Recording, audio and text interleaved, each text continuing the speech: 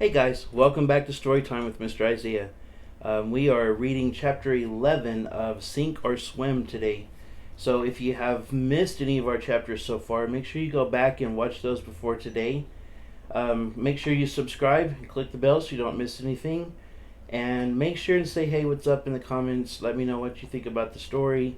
I love hearing from you guys. Alright? Chapter 11. My next paycheck I also cashed and mailed to Mama, along with another letter telling her I was good and that I was praying for Danny and for all of them. It was probably word for word about the same letter as I'd written before from Great Lakes, but I couldn't really tell her anything else, so I figured the same was better than nothing. The day I got the check was my 13th birthday, so at least I wasn't as underage as I used to be. I kept $1 out of my paycheck to treat myself to a burger and a Coke at the commissary, which was a kind of general store they had on the base, and another $1 so I would treat Woody too, since he was the closest I had to a best friend in the Navy. He kept pestering me about why I was being so generous and what was the big occasion. I ain't never seen you spend even a nickel before, he said. As we walked over to the commissary, it was another Sunday. We only had 2 weeks left at the Subchaser Training Center, 2 weeks left in Miami. Heck, I don't even have a nickel left out of my paychecks, he added. I shrugged. I send mine home. They need it a lot more than I do. Yeah, guess I ought to be doing that too, Woody said. Only I ain't never got to have any money of my own my whole life. Even when I was cropping tobacco, my mom took it all from me. Said I owed it for rent. For rent? I asked. That didn't make any sense. Nobody paid rent to stay in their own bedroom at their own house. But apparently Woody did. My dad left us when I was little, and we ain't seen him since. He wasn't good for nothing anyway, so my mom seems like she always had one boyfriend or another around, and not much time for us kids. She was working and all too, and she said we had to work if we were going to stay in the house. So that's what we did, from the time we couldn't hardly even walk. Sorry, I said. That sounds rough. I told him I'd lost my dad too, but he didn't leave us, I quickly added. I mean, not on purpose. What happened? It was Woody's turn to ask questions. We were almost at the commissary, but stopped to finish the conversation. There was a storm, and he didn't make it back to the island in time. He had been out fishing. They said the waves got to 30 feet. They never found the boat or any of the men. But I knew in my heart that however it happened, Dad would have been the one doing everything he could to try to save the others. I paused for a minute because I was getting kind of choked up. Then I swallowed hard and told Woody the rest of the story. How after the official search ended, Mama wouldn't give up. And day after day, for probably 2 weeks, she took me and Danny out in the skiff to look for any sign of Dad's boat. Nobody had the heart to tell her there was no point to it. Nobody on the island said much of anything except how sorry they were about Dad. It was like everybody had agreed to just pretend Mama wasn't doing what she was doing. The way Danny had explained it to me was that Mama was ready to let Dad go just yet, and us going out to search for him was her working up the idea that he was gone forever, that he wasn't coming back, and that we were going to have to be a family without him. Finally, the last day we went out, Mama had turned the boat around after just an hour. She didn't say anything at first, didn't speak at all until we made it back to the island and docked the boat. Then she hugged Danny and me, sighed, and said, I'm sure going to miss him. Danny had whispered, me too. I hadn't said anything. I'd hated every second we were out on the ocean looking, now that Mama had left us let us know she was done, I'd realized I wasn't ready to let go. I was too little to take the boat out, so every day for a month I'd climbed the highest dune in the island with a pair of binoculars and searched for Dad that way. Of course, he never did come back home. Woody and I sat quietly for a while after I told him my story. We'd both been through a lot of sadness about our dads, and sometimes there just wasn't much to say. I was the one who finally broke the silence. Anyway, it's my birthday today, I told Woody, so we're celebrating. Whoa, Woody exclaimed. Happy to change the subject. How old are you? 18? That ain't possible, young as you look. You don't even shave yet. He grabbed me around the neck and rubbed his knuckles hard on my scalp. With my navy buzz cut, I couldn't have any hair for protection, so it burned, and I howled in pain. Happy birthday, Danny, Woody shouted, and then as we stepped into the commissary, he shouted to everybody who was there, it was my birthday, and the next thing I knew, they were all singing happy birthday to you, like a bunch of kids at a party. Somebody even gave me a stale donut that must have been sitting around since early that morning and stuck a lit match in it for me to blow out like it was a candle. It wasn't the best birthday I'd ever had, but it ended up not being too bad. Plus, now I was officially a teenager. In the last couple of weeks at Subchaser School, I spent hours in the classroom and on board learning how to operate sonar to locate U-boats underwater and enemy ships above it. While Woody got his crash course in operating, maintaining, and repairing patrol craft engines, they had a simulated ship interior in a warehouse where they drilled us in fighting fires and shoring up bulkheads damaged by torpedo hits or by the concussive effects of our own depth chargers.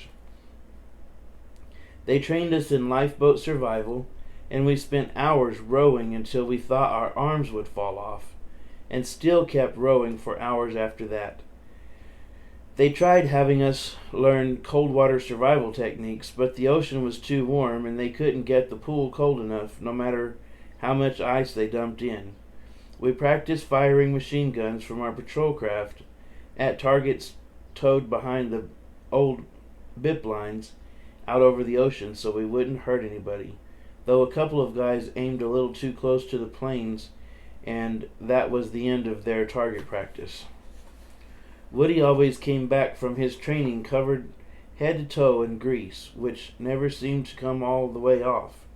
No matter how hard he scrubbed in the shower, and no matter how black the tile floor got, I got more and more sunburned from standing and staring through the binoculars from the lookout post, but they called the crow's nest, on our patrol craft of Miami Beach, scanning the ocean for any sign of one of the U.S. Navy submarines stationed out there for our training exercises.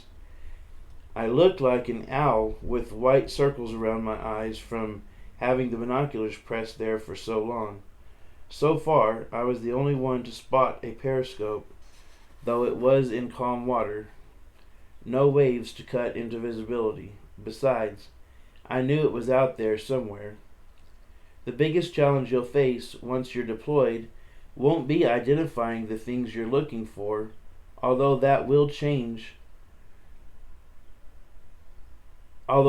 be a huge challenge too.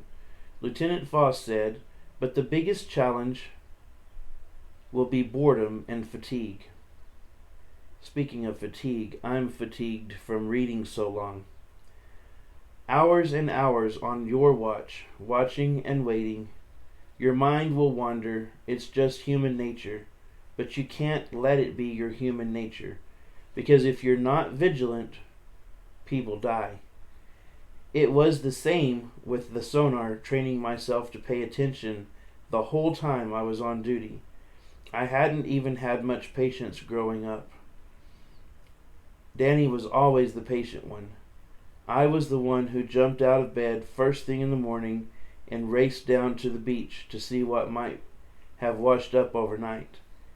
And I was the one always getting guys to play baseball after school, or catch and tame the beach ponies, or have races during recess, or go body surfing.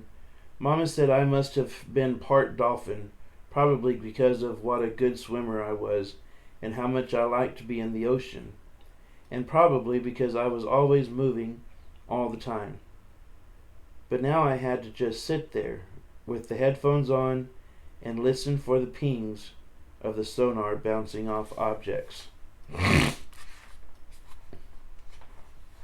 And learn to tell which ones were schools of fish, or sharks, or dolphins, or ocean junk, or boats skimming the surface, or coral reefs, or submarines, and how deep they were, how fast they were going, and what direction they were going.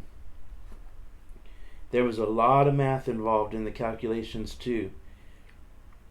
They told us sonar was invented by bats and dolphins, but what they meant was that bats and dolphins did it naturally to find their prey, or whatever.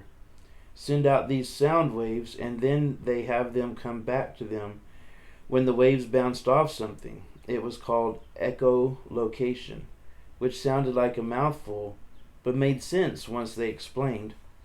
I doubted the bats and dolphins had to do the math part, though. Once again, a lot of guys' families came for graduation day ceremonies, but none for Woody or me. Just before things got started, as we were walking over from our hotel to the subchaser school, we saw a couple of other sailors holding a newspaper and talking loudly about something in it. "What's the news?" Woody asked. One of the guys stabbed his finger into a picture on the front page of the paper. It was a plume of black smoke out in the otherwise cloudless skies over the ocean. "Right off Jacksonville Beach," the guy said. "People out on the beach with their families, and right there a mile out, U-boats sunk a passenger ship, the USS Gulf America. Everybody saw it, kids and everything. Couple of hours later, bodies washed up on shore. There's been a lot more ships sunk by U-boats than they're telling people about," his friend added, "on account of they don't want people to be too worried. But they couldn't keep this one quiet. Not when your kid's playing in the waves and up washes some dead body." "Murdered, you mean?" said the other guy. Suddenly, I was ready to skip the graduation and get my ship assignment right then and there and give those Nazis what they deserve. "I want to track them down and sink every last one of them," I said fiercely. The two friends nodded. "Course you better take us with you," one of them said. "Little fellow like yourself ain't going to be able to whip all those U-boats on your own." Woody punched me on the arm. "He might be little, but he's a tough one, all right," he said. "Plus, he's got eyes like an eagle. Can spot a U-boat just thinking about raising a periscope." The two guys laughed. "Well, then those Nazi U-boats don't sound like they'll be around for these parts much longer." I just grinned, and we all headed off for the graduation. I held on to the newspaper, though, and kept looking at that column of smoke rising out of the ocean off Jacksonville Beach, and thinking about those people who saw it, and later found the bodies washed up on shore. They would probably know a little bit about how I felt after the U-boat wrecked Danny's boat and put him in a coma, and how I would keep feeling until every last one of those undersea boats were under the water for good. And that's the end of chapter 11. I might have to take a break or start wearing my glasses, because my eyes start getting tired after reading so long, and the print's small, and I'm supposed to be wearing my glasses. Anyway, I hope you guys are doing well. Make sure you subscribe and click the bell so you don't miss a thing. Leave me a comment in the comments below. Know that I love you and I care about you so very much, and I hope that you're doing awesome. Goodbye.